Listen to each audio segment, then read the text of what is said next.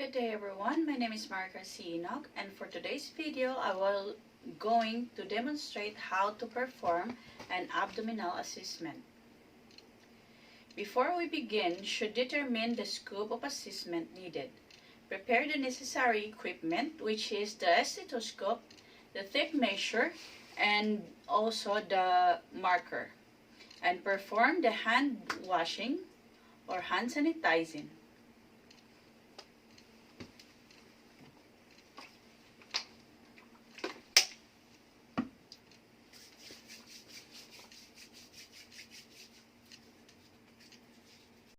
Good morning, sir. My name is Marika Enoch, your student nurse for today.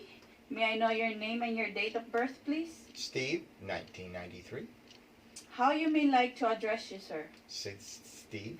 Okay, sir, Steve. Today I'll be assessing your abdomen, which means I'll have to expose your abdomen. I have to listen for your bowel sounds and also feel your internal organs. Will that be alright? Yes. Okay, if you have any concern and any clarification, don't hesitate to approach me, okay? Okay. I will close the door to provide privacy for you, and also no one could distract you during the procedure. Okay. Make sure that the client is comfortable in his position. Sir Steve, are you comfortable with your position right now? Yes. Thank you. Sir, before we continue for our assessment, I will encourage you to void first, so it will be much more comfortable for you while you're doing the assessment, okay? I just did. Okay, sir. Thank you. Prior to the conduct of the procedure, make sure that the patient has emptied his bladder, as this could cause discomfort and affect the accuracy of the bundle height measurement. Sir Steve, I had some couple questions for you. Have you had any stomach issue at all? No. When was the last bowel movement you had? Early today. How are you urinating? Do you have any pain while you're peeing? Do you have problems starting a stream, any discharge, anything like that? No. Okay, sir.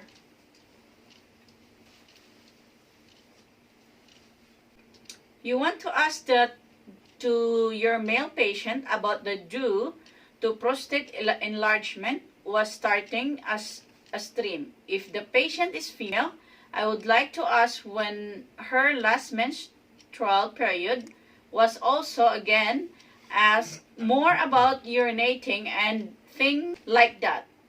We're going to do the inspection, auscultation, percussion, and palpation. When assessing the abdomen, have the patient lay on their back. Cover the upper and lower body's part with the bed sheet, leaving the abdomen exposed.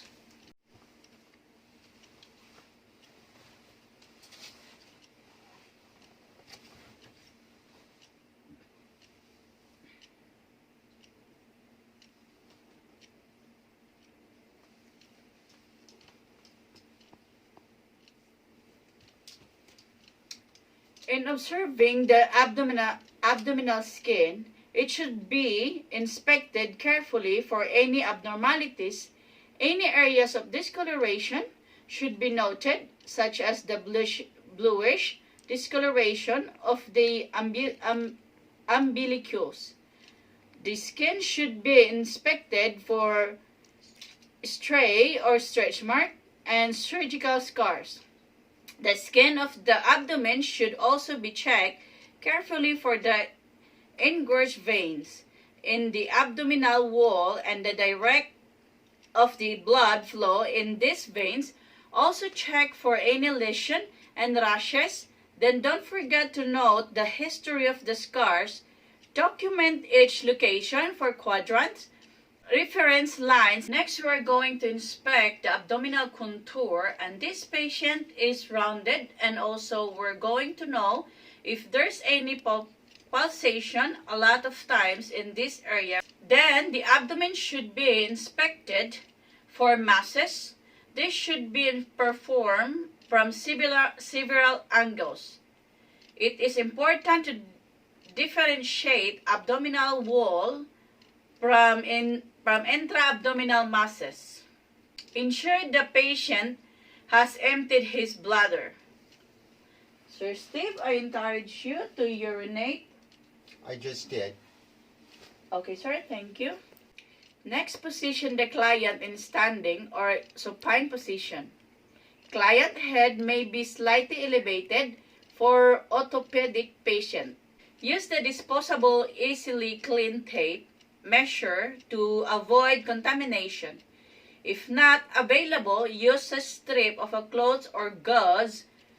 Then measure it with the tape measure or yardstick. Sir, can you stand up for me, please? Yes.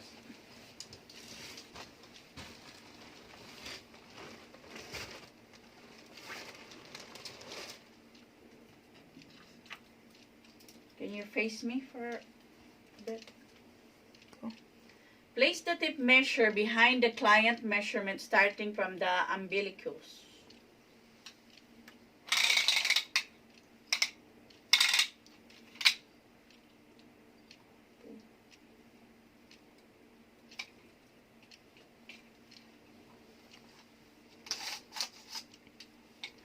Okay, sir, can you sit down for me, please? Record the distance on the designated units if can be in centimeters or inches. Thank you, sir.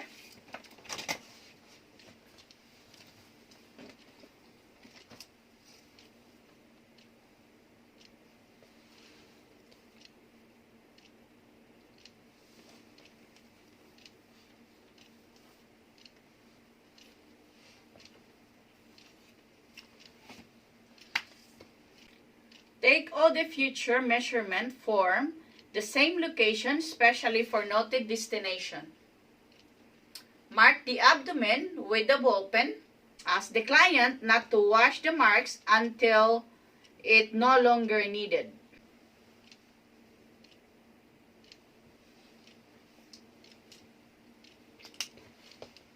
Sir Steve, can you please do not remove or wash the marks until it no longer necessary, okay? Okay. Thank you. In checking for symmetry, ask the client to raise his head to further assess of the herniation or diastasis. Sir Steve, can you raise your head a little? Okay, thank you.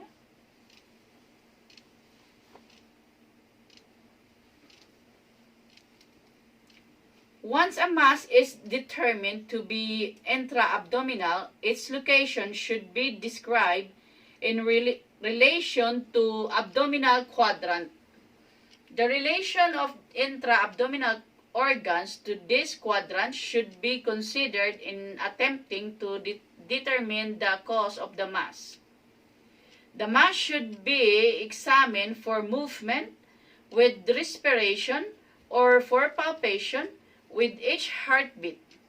Also, the mass should be observed for peristaltiasis, as it may well represent dilated bowel. The patient position comfortably in the supine position as described in the inspection.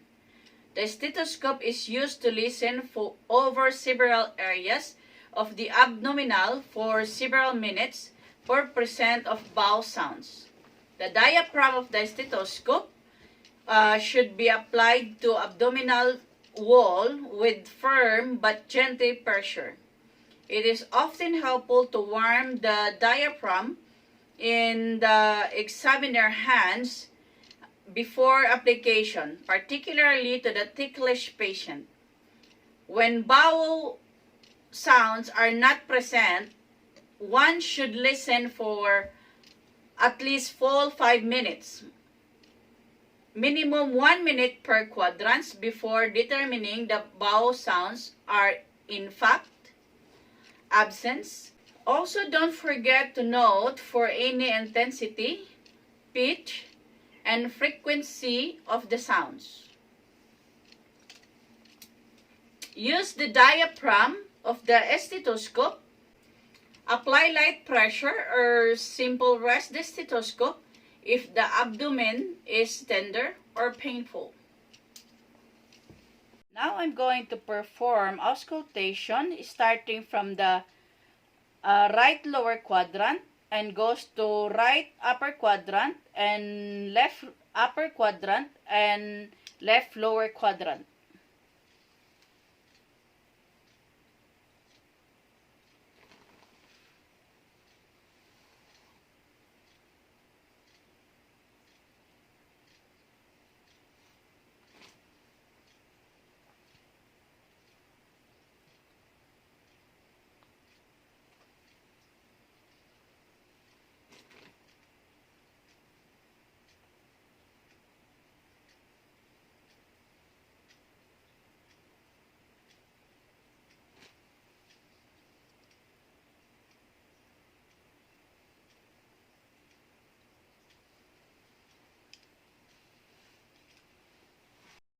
Auscultation for abdominal bruits is the next phase of the abdominal examination. Bruits are wheezing sounds heard over major arteries during systole or less commonly systole and diastole. The area over the aorta, both renal arteries and the iliac arteries should be examined carefully for bruits. Rubs are infrequently sounds on the abdominal examination but can occur over the liver, spleen, or abdominal masses. Okay, let's proceed to the percussion. In addition to detection of ascites, percussion can be used to help define the nature of an abdomen mass. Tympany of an abdominal mass implies it is a gas field. Percussion is used to define a liver size. Percuss for tone lightly and systematically. Percussion all 4 quadrants using the percussion hands techniques. Over the abdomen, percussion might go up and down or clockwise. Okay, now I'm going to percuss all the 4 quadrants.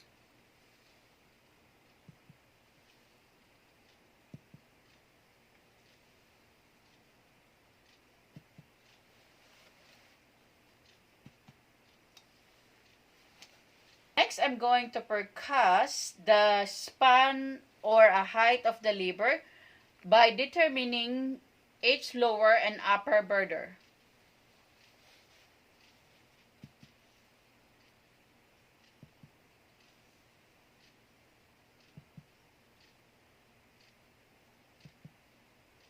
Determine the lower border by percussing beginning from the right lower quadrant at the mid-clavicular line, then upwards. Note the change from the tympany to dullness, then mark the area of the dullness. This is the liver border of the dullness.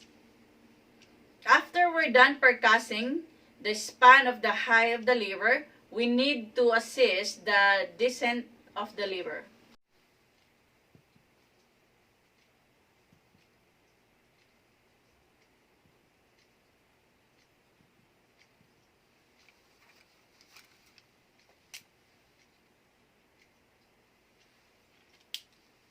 Sir, can you take a deep breath for me, please? And hold it. Okay, can you take another deep breath and exhale and hold it, please?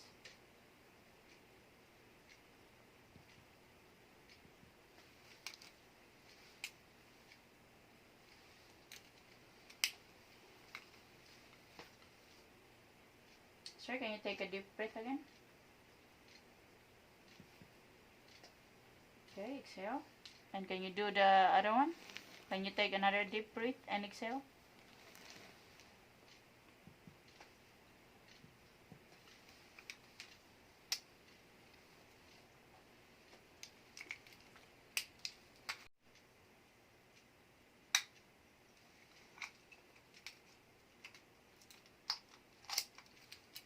Next, we are going to percuss the spleen. Now I'm going to percuss on the posterior on the left mid-axillary line and percuss downward.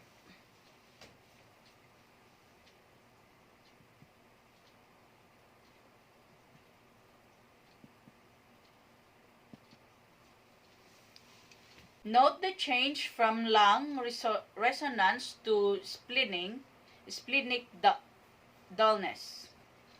Perform a second method of the percuss to determine enlarge by asking the client to take a deep breath and start percussing on the last left interface at the interior axillary line. Sir, I want you to take breath while I'm percussing.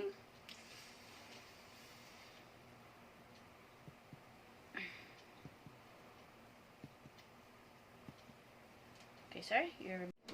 In blunt percussion on the liver, ask the client to sit with his back to you. I need help. Sir, can you sit Yes. up? Pull. Ugh.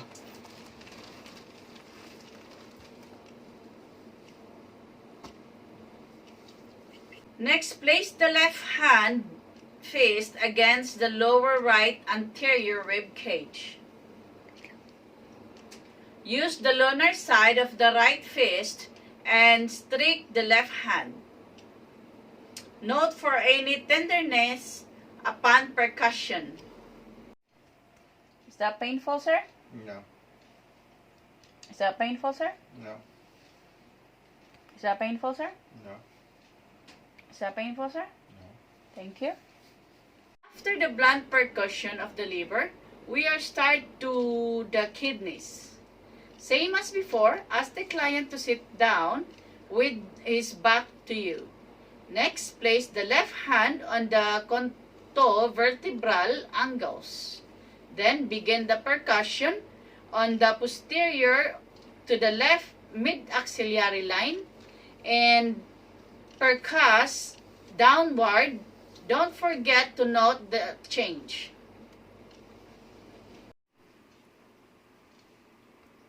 Is this painful, sir?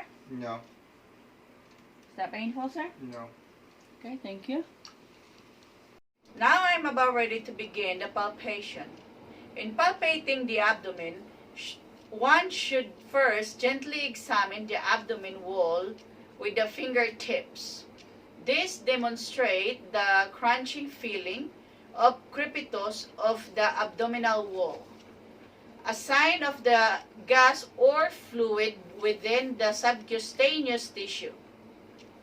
In addition, it will demonstrate any irregularities of the abdominal wall, such as lipomas or hernias, and give some idea as to areas of tenderness. The patient position supine with head and knees supported as for the inspection and auscultation. Sir, can you lay down back, please?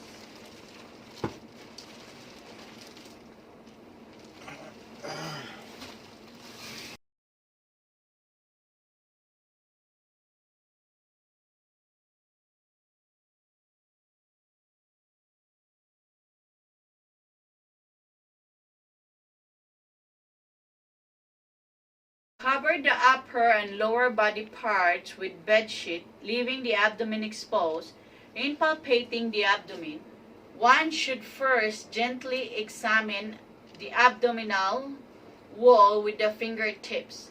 This demonstrates the crunching feeling or the crepitus of the abdominal wall, a sign of gases or fluid within the subcutaneous tissue. Begin palpating on a non-tender abdominal quadrant. Use fingertips to compress quadrant to deep 1 centimeter in a dipping.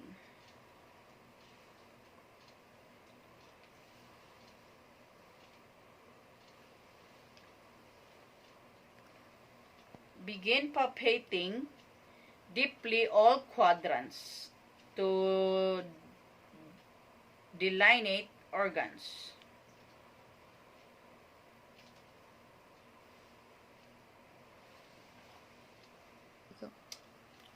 Use the palmar surface of the fingertips or of the finger to compress quadrants to a maximum of depth 5 to 6 centimeter. Like this.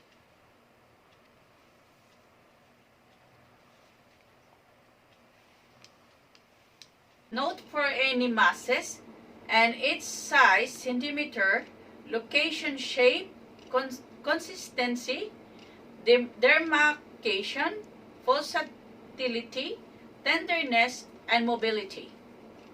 When abdominal masses are palpated, the first consideration is whether the mass in extra-abdominal or within the abdominal wall. After that, palpate the umbilicus and its surrounding. Note for any swelling, abscess, and any masses. Next, palpate the aorta.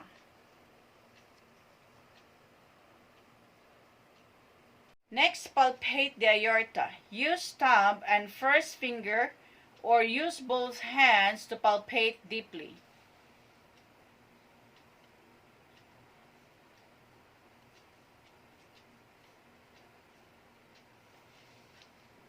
After palpating the client's aorta, we need to palpate his liver next. Place the left hand under the client's back at the level of the 11th and 12th ribs.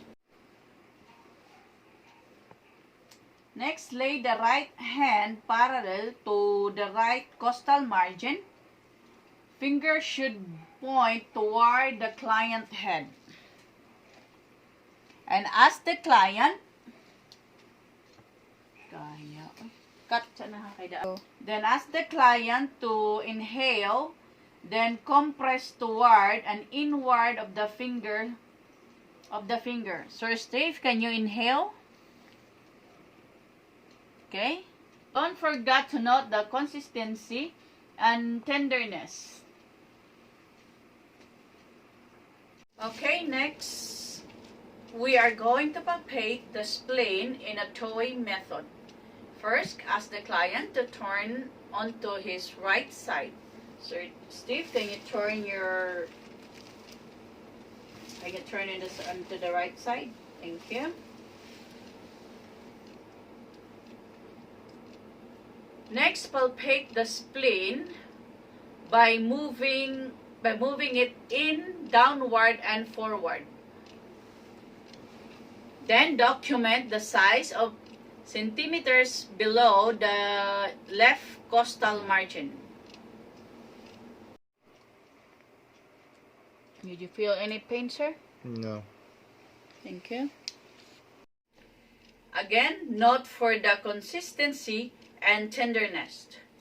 After that, we are going to palpate the kidneys. Place the left hand on the right posterior flank and provide support. Place the right hand on the right upper quadrant just below the costal margin of the mid-clavicular line. Ask the client to exhale and hold breath briefly.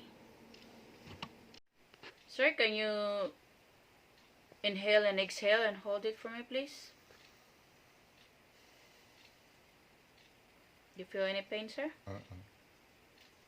Okay, thank you. Now I'm going to repeat the procedure by checking the kidneys. Can you inhale and exhale, sir? And exhale and hold it for me, please. Did you feel any pain? No. Okay, thank you. After that, begin palpating at the symphysis, pubis, and move upward toward the estimated bladder borders. Then, Note for the consistency and tenderness. Now I'm palpating the symphysis pubis.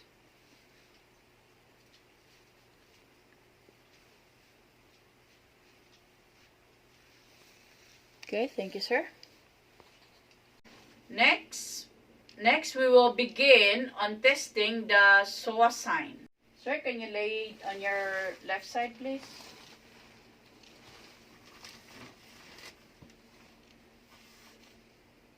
Now I'm checking the psoas side.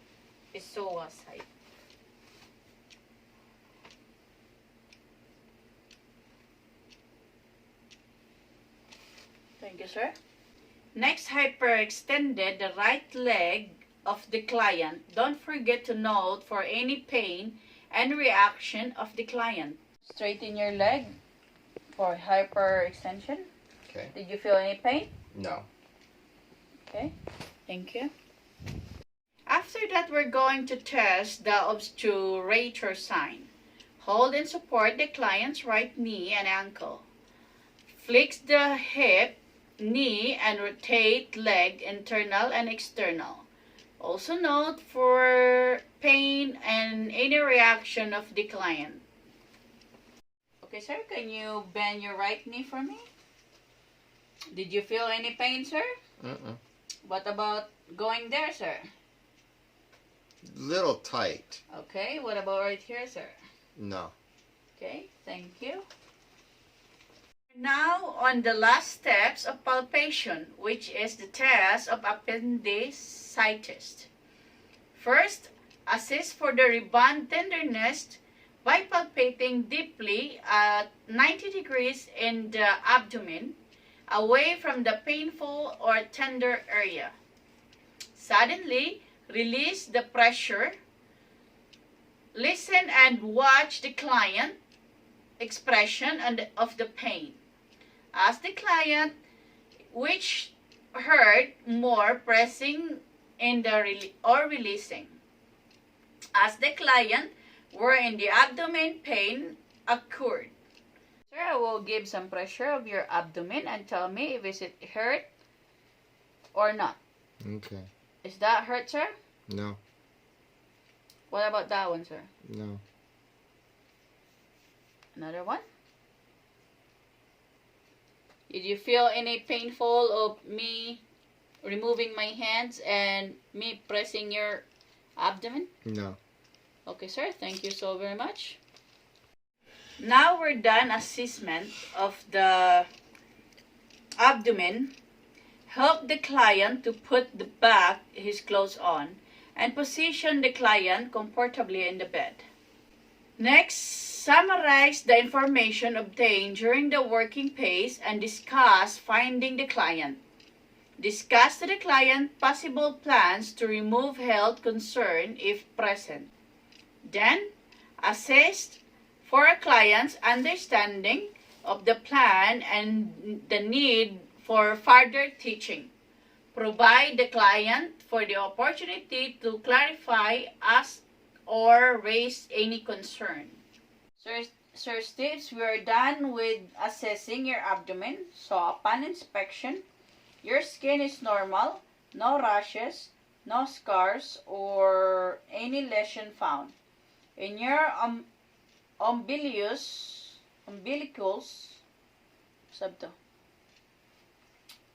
in your umbilicals, it is midline and inverted, which is normal. Your abdomen is symmetrical, and upon auscultation of your bowel sounds is also normal. I hear no abnormalities inside. While I was measuring for your liver size on the liver span at the mid-clavicular line, it is at 7 cm. And while I was measuring for your liver span at the mid-internal line is in about 5 cm, which falls into a normal range. Upon percussion and pulsation, there were no abnormalities, no tenderness, no masses, no bulges, and no swelling. Okay, sir. Overall, while I'm assessing your abdomen, it is pretty healthy, so I hope that you will remain it that way, okay? Okay. Okay, sir, I have some piece of advice or some advice for you to keep your health healthy. Avoid drinking alcohol because it may cause damage to your liver. Also, increase your water intake to flush out the unwanted residues from your body. If you feel like you want to take void, don't hold back because this may cause serious diseases such as urinary tract infection. Okay, sir? Okay. Thank you so very much, sir. Do you have any concern or any clarification before we gonna call this a day? No. Okay, sir. Thank you for your participation and have a good day. Thank you. Thank the client and ended the interview politely. Make sure you have done the aftercare afterwards.